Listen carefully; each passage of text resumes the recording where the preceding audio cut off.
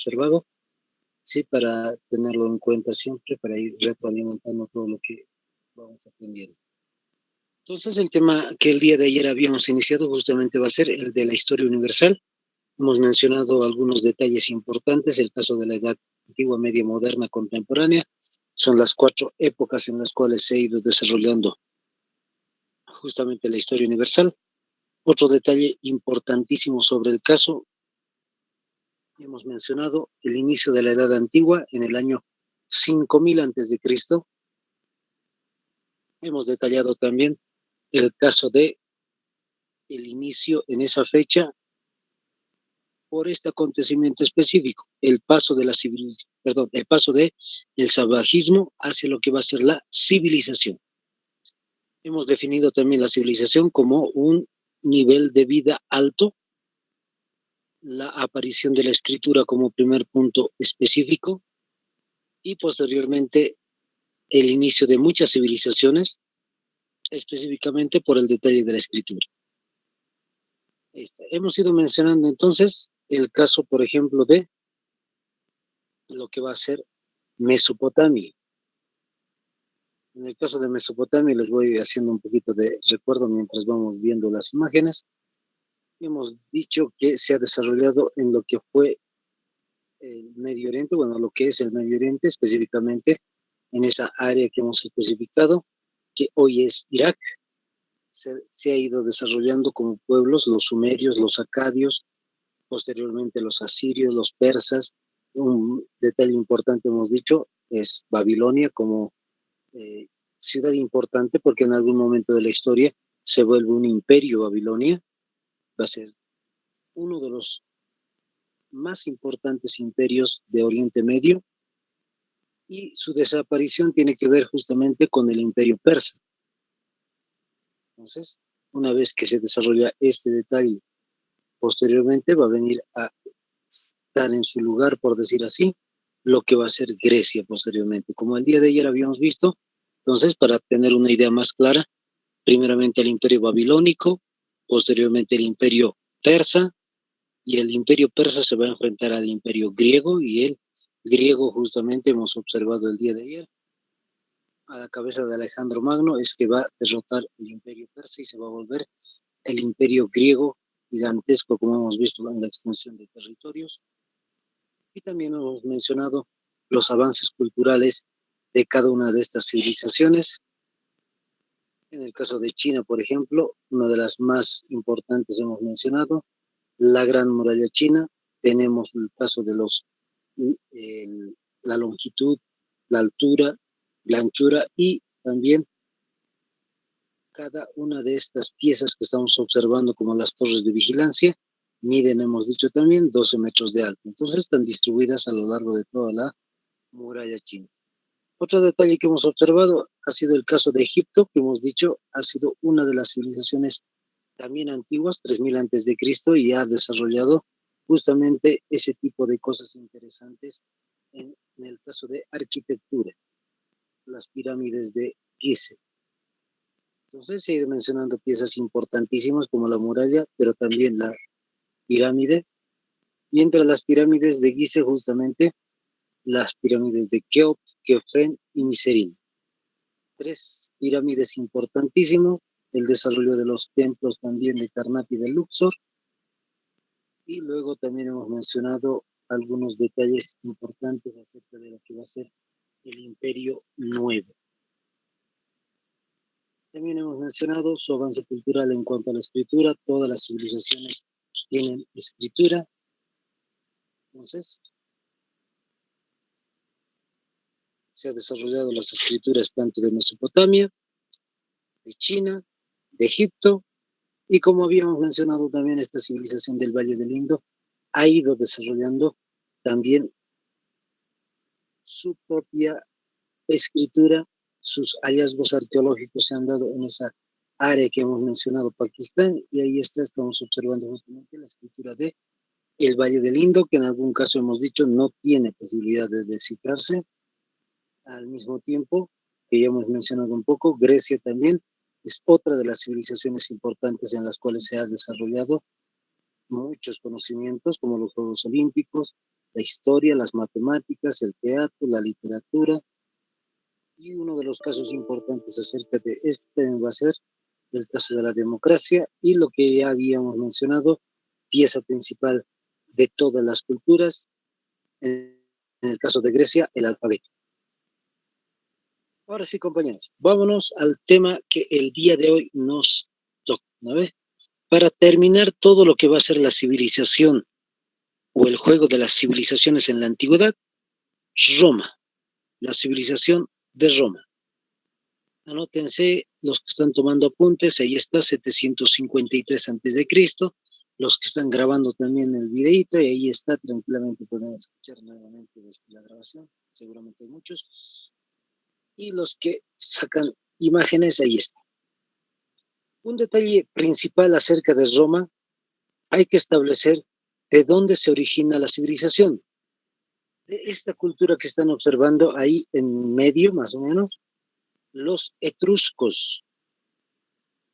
Ahí justamente donde está el mapa de Italia, ese es el sector principal. Entonces, ahí se había ido desarrollando una cultura que es muy, muy antigua, se dice en realidad, los etruscos. Ahora, ¿qué es lo interesante de esto? En muchas versiones siempre aparece, en el caso de los etruscos, que en algún momento no se sabe específicamente de dónde son ellos. Si son europeos, si son asiáticos, por decir así, o de Medio Oriente, o son africanos, en la parte del África del Norte específicamente. Entonces, no se sabe en realidad de dónde han venido, pero ellos son los creadores, de alguna manera, de la civilización romana. Para ir entendiendo un poco en detalle la historia de Roma, vamos a dividirlo en 3 etapas. La primera, con la cual va a tener la misma fecha, 753 a.C. Anótense número 1, monarquía. Ahí está. Entonces, la monarquía se ha ido desarrollando, anoten nuevamente, 753 a.C. ¿Qué es monarquía? Por si acaso, vamos a explicar un poquito el término. La palabra monarquía viene de 2 voces, mono y autarquía. La palabra mono significa uno. Ahí está, vayan tomando nota por si acaso. Les puede ayudar muchísimo eso. Mono significa uno. Y autarquía significa gobierno. Autarquía, gobierno. Entonces, ¿qué estamos diciendo? El gobierno de uno. Justamente la monarquía es el gobierno de una persona sobre las demás. Entonces, de esa manera se ha ido estableciendo lo que va a ser la civilización romana. Va a haber un líder por encima del pueblo. Segunda etapa, anótense, número 2, la república. Entonces, este es un gran invento, por decir así, un invento interesante de los romanos, la república. El año que van a hacer la república, 510 antes de Cristo. 510 antes de Cristo. Entonces, el año 510 antes de Cristo se ha ido desarrollando esta estructura. Van a ir tomando nota. ¿A qué se refiere esto de la república? Fíjense un detalle, entre paréntesis, este detallito hasta el día de hoy lo tenemos. República del Perú, República del Uruguay, República Bolivariana de Venezuela, etc. Entonces lo tenemos hasta el día de hoy, este invento de los romanos. Ahora sí, cierro paréntesis. Vamos a aclarar. ¿Qué es esta organización? Anótense, es una organización, un orden, si quieren ustedes, de tipo político, número 1, de tipo social, 2, y de tipo económico, 3. No se olviden entonces, es una organización política, económica, social. Ahora, específicamente, cuando hablamos de lo político social específicamente, bueno, en realidad todito vamos a mencionar, hagan un triángulo que usualmente hacemos en colegio y lo van a dividir en 3. Hagan un triángulo, lo dividen en 3. Lo que vamos a establecer ahorita es el gobierno, las clases sociales y al mismo tiempo la base económica que han tenido ellos. Ahí está. Entonces, en el triángulo y a la cabeza, ¿quién está? van a anotarse los patricios.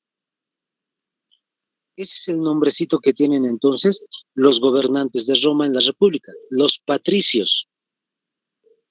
En cuanto a los patricios, tiene que ver con gobernantes, pero también tienen que ver con senadores. Entonces, esa es la organización política específica. En segundo punto, anótense el pueblo.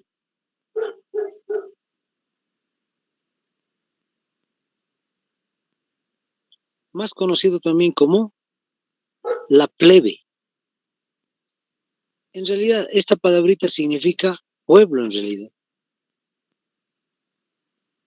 Y finalmente, a la base de toda la pirámide va a estar los esclavos. Fíjense un detalle importante. En el caso de los esclavos, ahí está la base económica. Si no habría este grupo, no existe en realidad economía en la edad antigua. En menor o mayor medida, todas las civilizaciones han tenido este grupo. En cuestiones de economía también podemos resaltar la agricultura. Todas las sociedades han tenido agricultura, por eso es la relación muy íntima con lo que hemos visto nosotros en el caso de Mesopotamia, Tigris y el Éufrates, los ríos, el Guangxi y el Yangtze en China, el río Nilo, el río del Valle Indo también, todos han tenido relaciones a los ríos justamente por este detalle de la agricultura. Ahora, fíjense un detalle importante, son castas completamente cerradas. Lo que les dije, los patricios están a la cabeza, son el gobierno, y si una persona, por decir así, naciera o nació las personas dentro de lo que va a ser el grupo los patricios, van a llegar a ser en algún momento de la historia, de su historia de ellos, de los romanos, gobierno. Pero si la persona nació en el pueblo, nunca va a llegar a ser gobierno. Ese es el detalle principal. Simplemente el pueblo se queda como pueblo. Puede ser artesano, puede ser comerciante, agricultor, pero nunca va a llegar a ser gobierno de alguna región, o senador o representante de algún lugar. Listo, ahí está. Entonces, no se olviden, de esa manera está establecido lo que va a ser la República, que, como les dije, hasta el día de hoy que tenemos nosotros, por decir así, esa estructura de tipo político, social y económico, incluso hasta el día de hoy. Otro detalle importante, anótense la tercera, perdón, antes de pasar a la tercera les voy indicando qué es lo que pasó en la historia de lo que va a ser justamente la República. ¿Cómo es que deja de ser República Roma? Básicamente porque ha sufrido una guerra civil al interior de Roma. Les voy contando un poquito, así entre paréntesis, no es necesario anotar esta parte que les voy a contextualizar. A modo de pequeño descanso siempre les digo, imagínense, ha habido dos personas dentro de lo que va a ser la civilización romana que van a pedir más tierras para el pueblo. Es decir, a los patricios se les dice, es mejor redistribuir las tierras, tener más terrenos para la agricultura, cosa que a los patricios no les ha parecido. Asesinaron a esas dos personas que habían pedido en una primera instancia tierras para el pueblo. Posteriormente, ¿qué es lo que va a suceder? Pasan los años y alrededor del siglo I antes de Cristo sucede nuevamente lo mismo, un pedido de distribución de las tierras. Y como ya saben, sucedió lo mismo, asesinaron a los personajes y al final de cuentas lo que va a producirse es una guerra civil en Roma. Producto de la guerra civil, hay un personaje clave de todo este conflicto. Se van a anotar el nombre, ahora sí vayan tomando apuntes. Cayo, así es su nombre, C de casa, A, Y de yoyo, O, tal como se escuche. Cayo Julio César Octavio. Cayo Julio César Octavio. Entonces, ahí está. Ese es el personaje clave de este detalle de la guerra civil, o uno de los personajes importantes, pero el que va a sobresalir de todos. Lo interesante de esto es que esta persona, después de la guerra civil, es el que va a tomar el poder de la república. En la historia de Roma, es uno de los primeros dictadores de la república. Como se ha producido esta dictadura, es un gobierno no elegido, por decir así, o no conveniente, entonces va a suceder la tercera etapa. Anótense la tercera etapa ahora sí. Ya hemos mencionado, les hago recopilación un poquito. El primer punto hemos dicho monarquía, el número 2 la república, ahora sí el número 3, anótense, el imperio.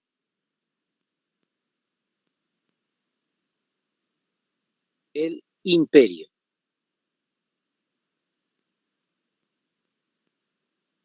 Justamente lo que están observando, el imperio romano.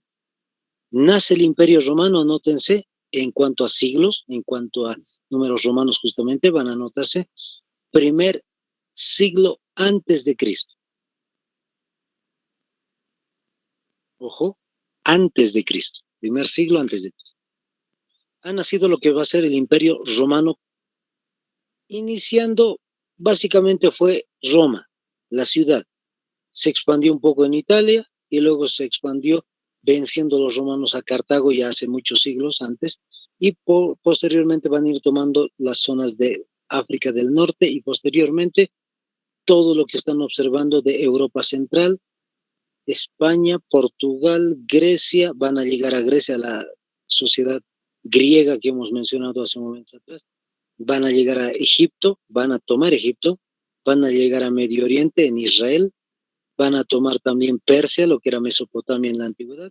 Entonces, en realidad, va a ir tomando toda esa gran extensión de territorio. Ahora, otro detalle que quiero que anoten, hemos dicho primer siglo antes de Cristo. El otro detallito va a ser el caso de el año en el cual se va a desarrollar esta creación del imperio. A veces les pueden preguntar en años o les pueden preguntar simplemente en siglos.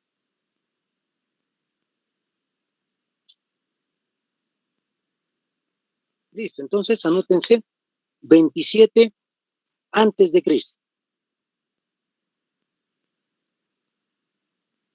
El 27 antes de Cristo, entonces, se ha desarrollado el nacimiento del Imperio Romano. Ahora, ¿quién es el primer emperador? Ese es el detalle interesante. El personaje que hemos mencionado hace momentos atrás, Cayo Julio César Octavio, él es el primer emperador de este imperio. Va a sufrir un cambio de su nombre. Tal vez era, no sé, una especie de costumbre o tal vez lo ha desarrollado esta persona, pero al tomar el título de emperador se va a cambiar el nombre. Ya no se va a llamar simplemente Cayo Julio César Octavio, sino el nombrecito va a ser Augusto. Entonces, anótense.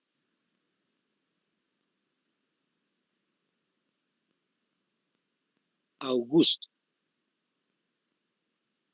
De ahí que siempre les comento un poquito, los que han podido observar lo que va a ser la vida de Jesús, por ejemplo, en muchos videos, películas, justamente hablan de este personaje, Augusto César.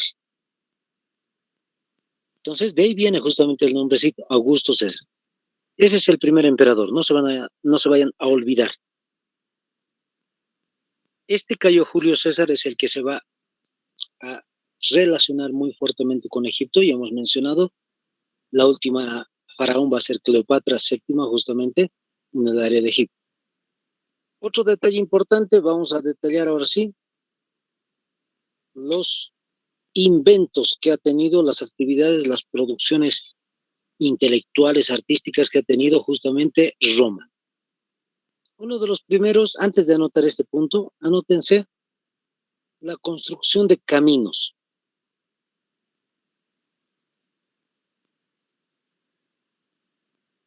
La construcción de caminos.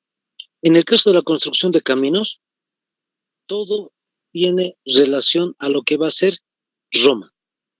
De ahí viene una frase muy famosa que siempre les menciono, todos los caminos te llevan a Roma.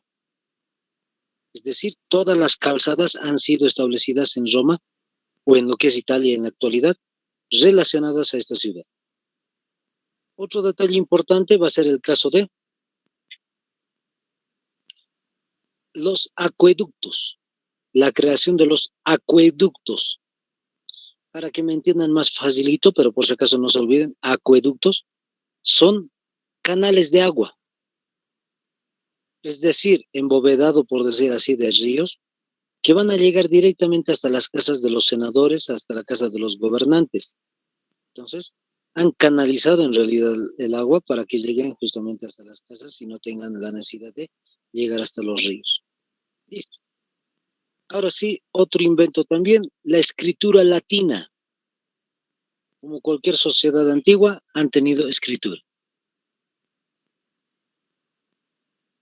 Y vamos con el último detalle, ahora sí anótense, el anfiteatro Flavio, que ha sido construido del 72 al 80 después de Cristo. Ojo, después de Cristo. Conocido también como Coliseo Romano, como lo están viendo ahí, y para nosotros los cristianos, el Circo Romano. Lamentablemente ahí murieron muchos de los cristianos en ese anfiteatro. Listo, esos son los avances más peculiares, más interesantes de lo que va a ser la civilización romana. Vamos a seguir viendo ahora otro detalle importante, el caso de la Edad Media. Bien, entonces, vamos detallando un poquito. Vamos a ir viendo también este segundo tema, como ya hemos observado, es el caso justamente de la finalización de la Edad Antigua. Entonces, el 476 es que va a comenzar la segunda parte de esta historia. Vamos a ver. Ahí, vamos compartiendo un poquito la imagen. Ahora sí, vamos con este nuevo tema. Entonces, anoten como nuevo título, la Edad Media.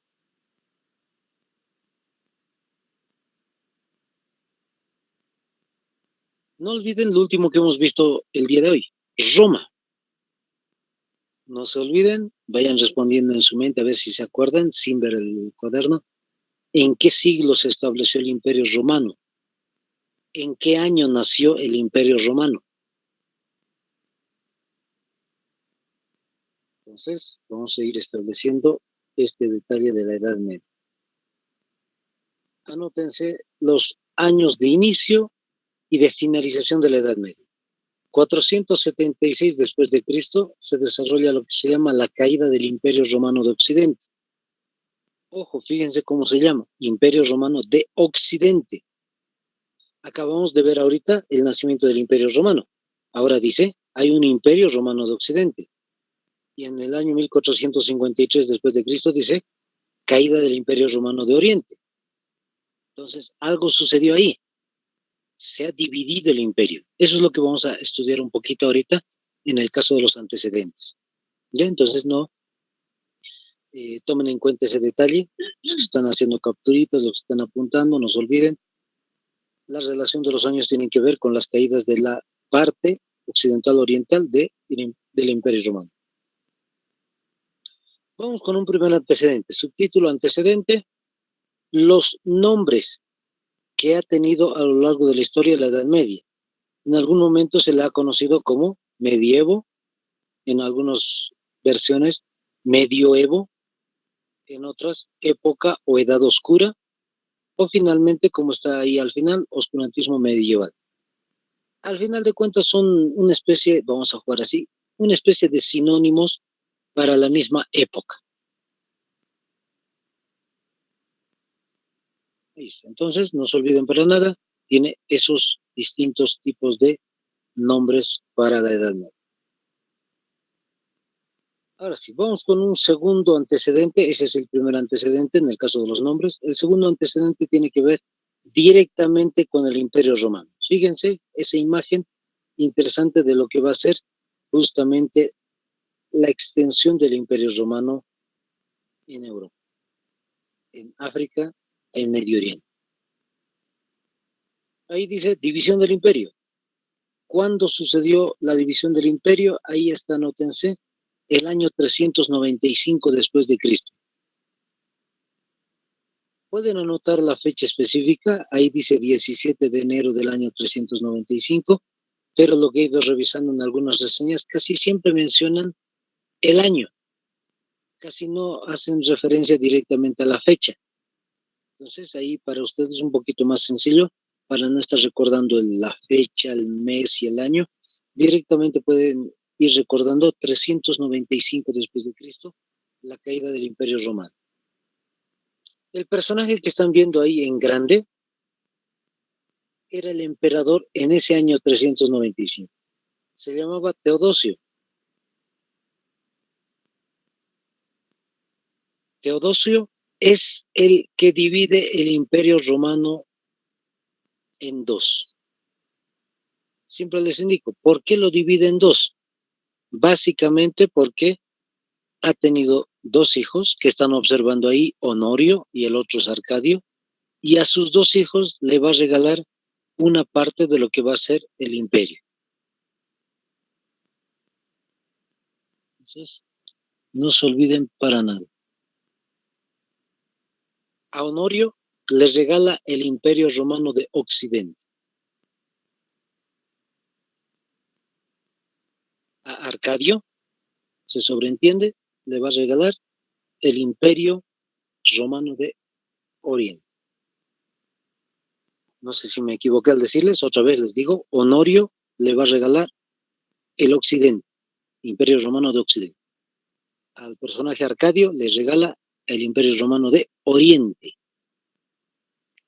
Listo, entonces les había regalado a sus dos hijos justamente la posibilidad de tener una parte del imperio y ser emperadores en cada una de las regiones. ¿Cómo queda el imperio? Básicamente, como están observando, esa va a ser la división entonces del imperio romano. Ya no es una unidad, ya son dos imperios que han nacido. Por eso se sobreentiende ahora y nos vamos a centrar en el lado verde que están observando, el imperio romano de Occidente. Eso es lo que nos interesa destacar en la Edad Media. El resto, la parte amarilla, no nos interesa, va a ser resaltante recién al inicio de la Edad Moderna, pero después todo lo demás no nos interesa mucho. Y entonces nos concentramos en lo que va a ser Europa Central, en el color verdecito que están viendo, Imperio Romano de Occidente. Por si acaso, para aclararles, el emperador era Honorio, hemos dicho, pero no va a ser el único emperador del imperio. En realidad, este personaje va a fallecer, va a tener su heredero, el heredero fallece y va a tener su otro heredero, es decir, su hijo, y va a ir cambiando muchos emperadores, ¿ya? Entonces no va a suceder de pronto la caída del imperio así de rápido. Cuando hemos mencionado que fue la caída del Imperio Romano de Occidente, que es un tercer antecedente, en el año 476 después de Cristo. Entonces, fíjense, hagan relación, 395 se ha dividido y el 476 ni siquiera ha llegado a 100 años y el Imperio Romano de Occidente va a dejar de existir. El que está de color verde, les vuelvo a repetir. ¿Qué pasó en el caso de la caída del Imperio Romano de Occidente? Tiene cuatro motivos importantes, ¿ya? Anótense los cuatro motivos, les voy explicando, les voy dando el dato. Son cuatro motivos. De los cuatro, tres son motivos internos, por si acaso, ahorita les voy a detallar. Y uno, solamente uno, es de motivo externo. Vamos con el primero. Crisis política. Crisis política. Les voy explicando un poquito. En el caso de la crisis política, específicamente tiene que ver con el mal manejo de la administración del imperio. En otras palabras más sencillas, el emperador o los emperadores no han sabido administrar el imperio. ¿A qué me refiero con que no han podido administrar el imperio? Básicamente sucedió esto. El emperador peleado con los senadores. Otro detalle interesante, el emperador peleado con los generales de las legiones romanas. Entonces, fíjense, en realidad no hay una organización estable, hay mucha pelea política entre estos sectores y al final de cuentas simplemente lo que va a suceder es que por culpa de esta crisis política, por culpa de estos problemas políticos, se sucede el segundo motivo. Ahí está, anótense, número 2, crisis económica. Crisis económica. ¿A qué se debe la crisis económica? ¿O qué representa esto? Una crisis de tipo comercial, es decir, más sencillo. Como ha habido problemas políticos, han dejado de desarrollar la venta de productos. Como cualquier país en la actualidad, compraban productos Europa, o perdón, compraban productos el Imperio Romano de Occidente, y en algún momento vendían también productos. Al final de cuentas, por estos problemas no se ha desarrollado la parte económica del imperio. El otro punto importante, anótense también, el caso es importante, número 3, crisis alimentaria. A no olvidarse entonces, compañeros, número 1, crisis política, número 2, crisis económica y número 3, crisis alimentaria. La crisis alimentaria también tiene que ver con la crisis política. Por tantos problemas políticos, al final de cuentas, la agricultura se fue dejando a un lado, no era tema central, por decir así, y lamentablemente ha ido menoscabando al imperio y al final de cuentas le va a pesar muchísimo al imperio. Siempre les comento, no sé cómo habrán vivido ustedes el caso del año 2019 aquí en Bolivia, esto entre paréntesis como un ejemplito. El año 2019, en noviembre, por ejemplo, aquí en el departamento de La Paz había mucha convulsión social, había muchos problemas políticos por el caso de el presunto fraude y el detalle del caso de si iba a llegar a seguir siendo presidente o no Evo Morales y demás. Entonces, se generó ese problema. ¿Qué es lo que ha pasado? Muchos de esos días que ha habido conflictos aquí en el Departamento de La Paz, se ha cerrado literalmente la cuestión de trabajo, oficinas, instituciones y demás. Entonces, fíjense, por un problema político, problemas económicos. Y como ha habido, deben recordar muchos tal vez, no sé si en el interior fue así, pero acá en La Paz fue de esta manera, se cerraron muchas veces los mercados, o en algún caso los mercados funcionaban a horas determinadas o a veces en la calle, pero para tratar de recogerlos rápidamente porque tenían mucho temor a varios conflictos políticos. Entonces, imagínense, de la crisis política, de la convulsión política, va a pasar a lo que va a ser la pérdida de alimentos o la adquisición de alimentos. Entonces, a eso nos estamos refiriendo con el Imperio Romano de Occidente. Imagínense más o menos algo así. Ahora, vamos a detallar el cuarto motivo. Como estaba tan débil el Imperio Romano de Occidente, sucede este cuarto motivo: invasión de otros pueblos. Invasión de otros pueblos.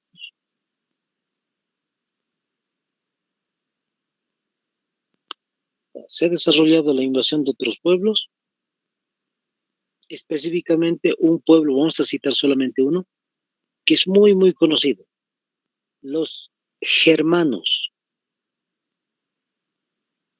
con G, ¿no ve? Germanos. Muchos que saben inglés ya saben a qué nos estamos refiriendo. Alemania. En ese tiempo no se llamaba Alemania, era simplemente un pueblo llamado los germanos, pero ese es su origen. Entonces, estos pueblos, los germanos, son los que habían invadido al Imperio Romano de Occidente y lo derrotaron. No es el único, va a haber otros pueblos más, pero es uno de los más destacados, los germanos, que van a, lamentablemente, destruir el Imperio Romano de Occidente. Ojo, ahí donde están viendo el color verde, entonces, ya no existe el Imperio Romano de Occidente. Nace la Edad Media. Ahí comenzó recién, compañeros, todo lo que les he dicho es antecedente, antes del tema. Entonces, recién está comenzando la Edad Media. Colóquenle otra eh, otro punto más dentro de lo que va a ser los antecedentes, las etapas de la Edad Media. En el caso de la Edad Media se divide en dos partes, como están observando, el 476 después de Cristo, ya se sobreentiende, hasta el siglo XI. Y la Baja Edad Media se va a desarrollar a partir justamente del siglo XI hasta el año 1453, cuando finaliza justamente la Edad Media. Listo, ya lo tenemos todo escrito, sacado capturita y demás. Son dos etapas que tiene la Edad Media. Ahora sí, anoten como subtítulo características de la Edad Media. Así coloquen el subtítulo. Características de la Edad Media. Siempre les comento, de lo que vamos a hablar ahora es del aspecto político, económico, social, religioso, cultural de lo que ha sido la Edad Media. Son 5 aristas que vamos a ir desarrollando entonces y vamos a ir viendo uno por uno cada uno de estos, ¿ya? Número 1, como están observando, política. Ojo, les vuelvo a repetir, todo esto se está desarrollando en Europa, en la parte verde que estamos observando geográficamente, ahí se va a desarrollar lo que es el caso de política. ¿Quiénes son los líderes políticos de la Edad Media en esa área en color verde? Anótense el emperador y el pontificado.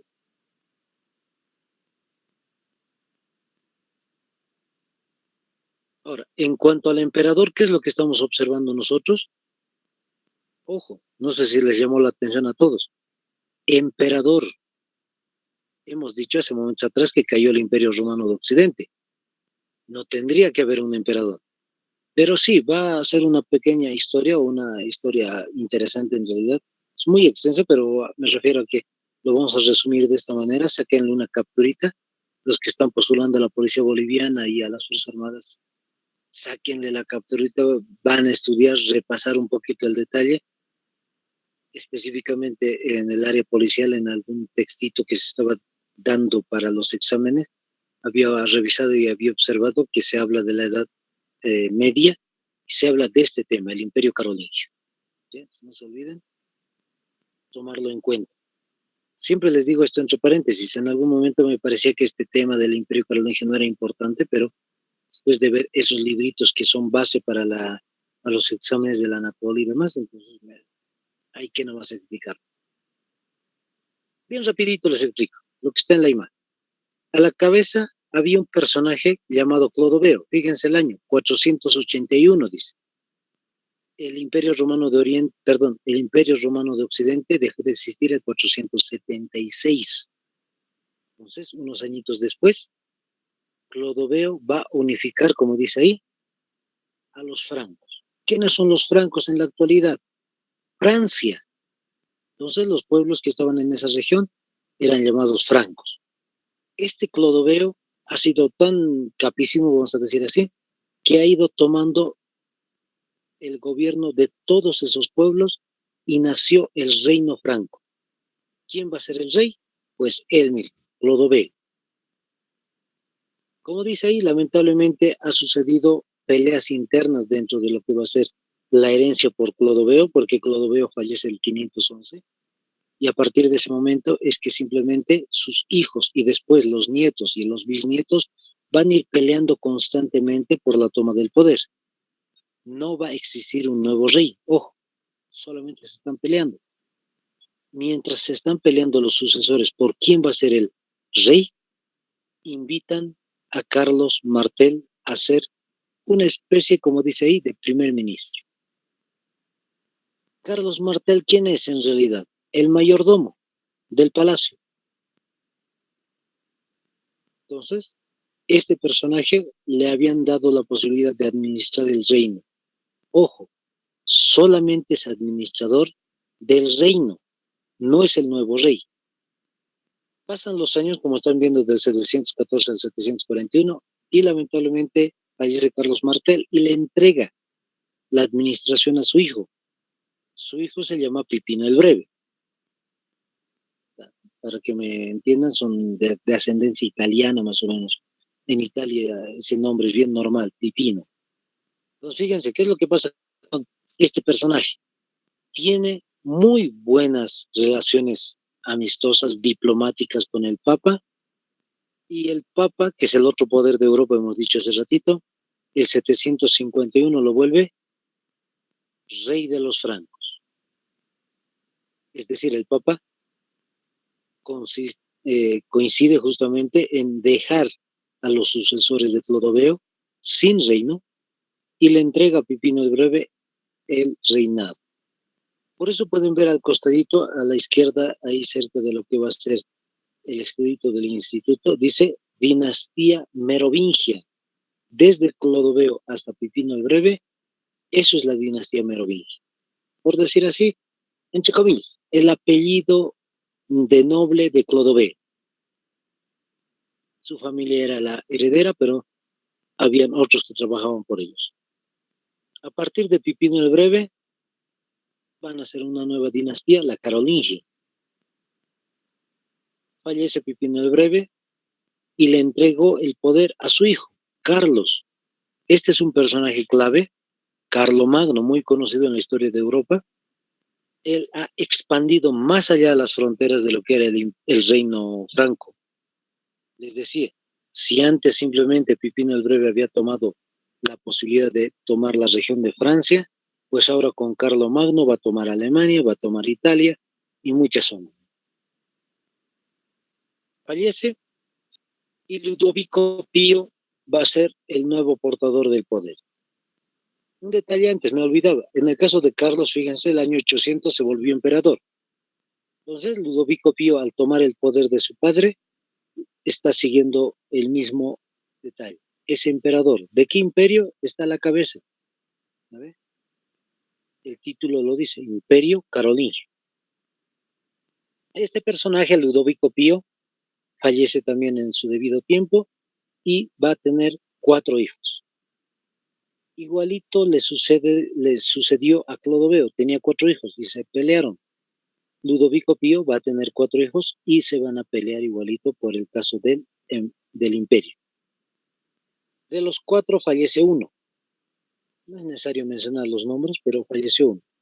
3 son los sobrevivientes. Para que no hayan más peleas entre ellos, lo que van a hacer estos 3 personajes es la firma del año 1843 del Tratado de Verdún. Listo. Ese es el cuentito, compañeros. Se firma el tratado y lo que pasa con los 3 hijos de Ludovico Pío es que se separan en 3 regiones del Imperio Carolingio. 3 regiones muy conocidas hasta el día de hoy. Una región para lo que hoy es Alemania, otra región Italia y la otra justamente Francia. Se ha dividido de esa manera entonces el Imperio Carolingio y así terminó. Cada uno de los gobernantes van a ir falleciendo en cada una de las áreas y simplemente desapareció el Imperio Carolingio. Ahí está. Entonces, eso es lo que tenemos como un cuentito, siempre les digo, porque en realidad los que, si es que intentan buscar el Imperio Carolingio, búsquenlo en el Internet, en el Wikipedia, van a encontrar, por decir así, hojas y hojas de lo que es el Imperio Carolingio. Entonces, siempre tratamos de resumirlos un poco. Listo. Así es entonces el caso de los 2 poderes en Europa. No se olviden, el emperador y el papa. Otro detalle importante, acerca del Papa, por si acaso, en algún momento, como han visto, eran mejores amigos con el emperador, pero en algún momento va a variar, van a ser enemigos. Va a haber en algún momento de la historia de Europa 2 papas, y va a haber en algún momento también que van a ser rivales tremendos estos 2. Esa es la vida política de Europa. Fíjense, al final después de emperadores y pontificado, dice califato. Anótense, es el tercer poder en la Edad Media, el califato. ¿Qué es el califato?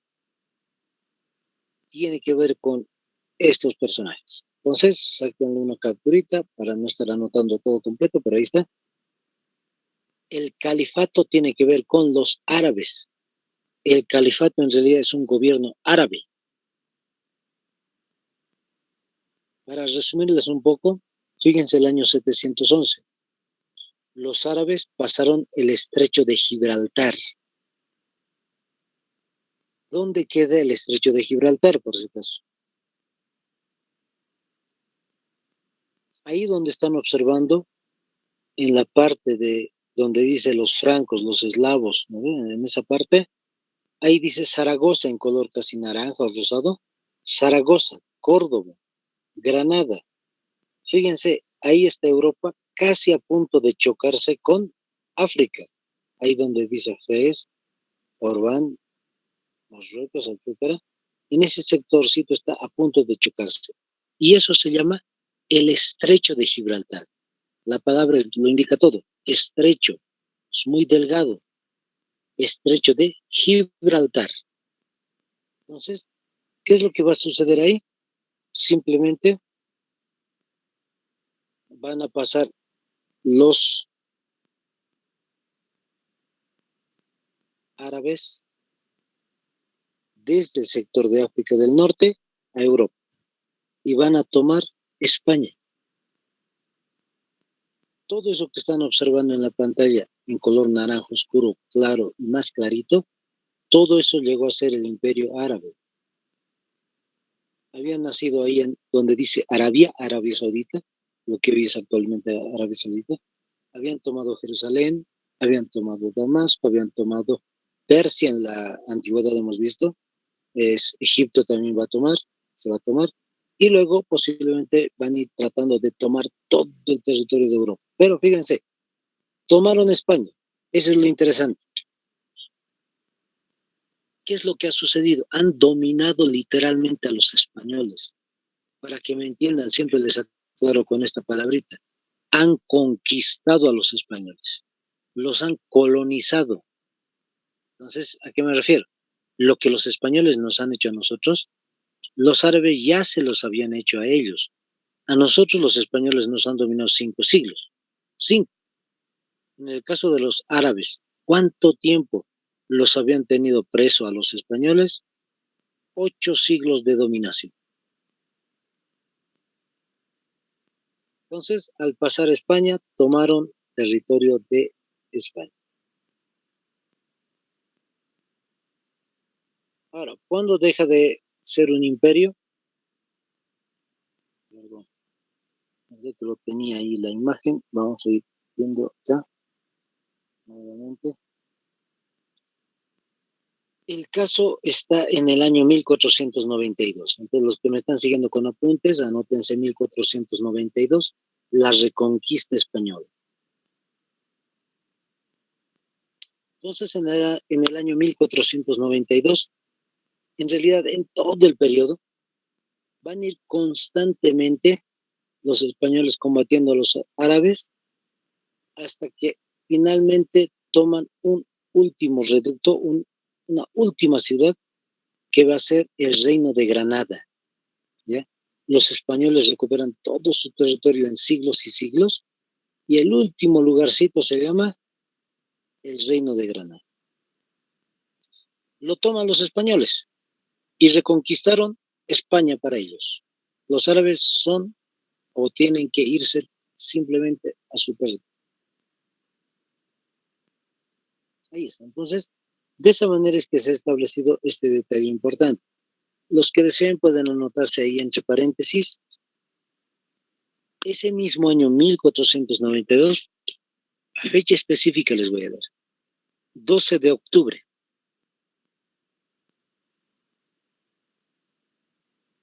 Entonces, 12 de octubre, ¿qué quiere decir? Que estamos muy cerquita a la fecha en este año, ¿no?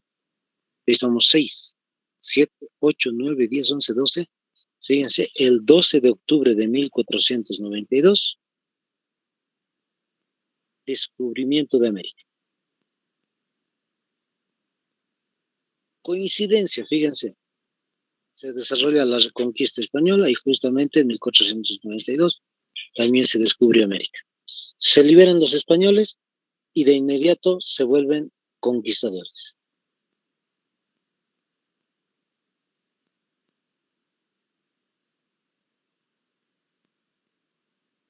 Ahora sí, vamos a detallar otro punto clave también. la sociedad.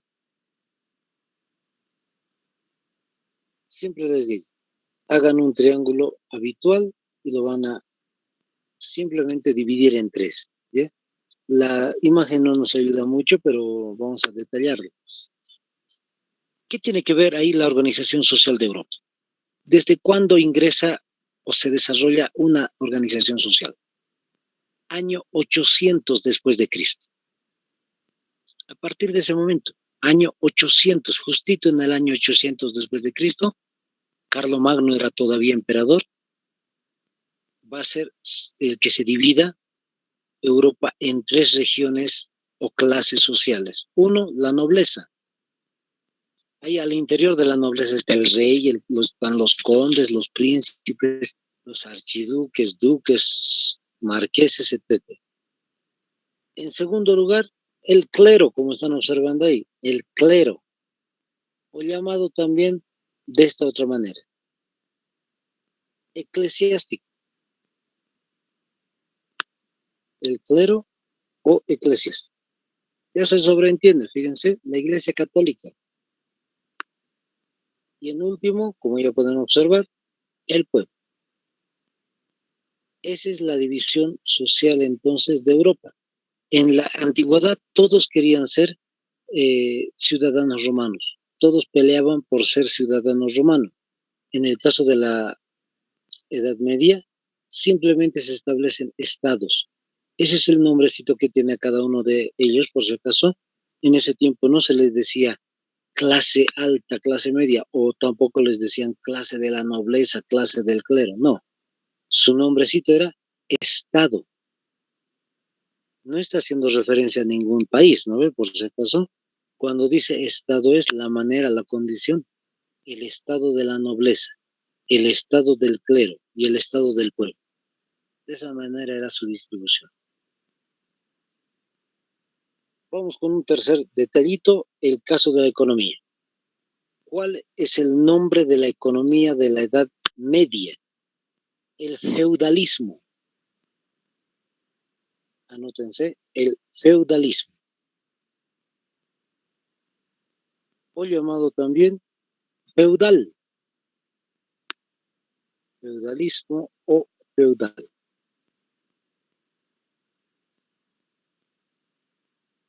Entonces, como les decía, perdón ahí, el detallito, tiene que ver con este punto, por si acaso, la economía feudal, con el feudo. Como están observando, eso es el feudo.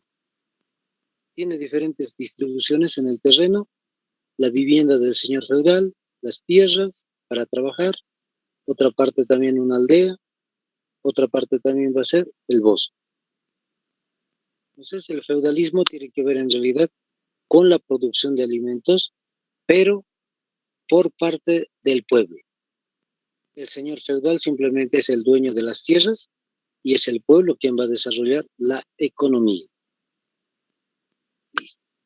Entonces, el día de mañana vamos a aclarar un poquito más en detalle lo que va a ser la economía de la Edad Media. Bueno, compañeros, hasta el día de mañana. Que el Señor les bendiga.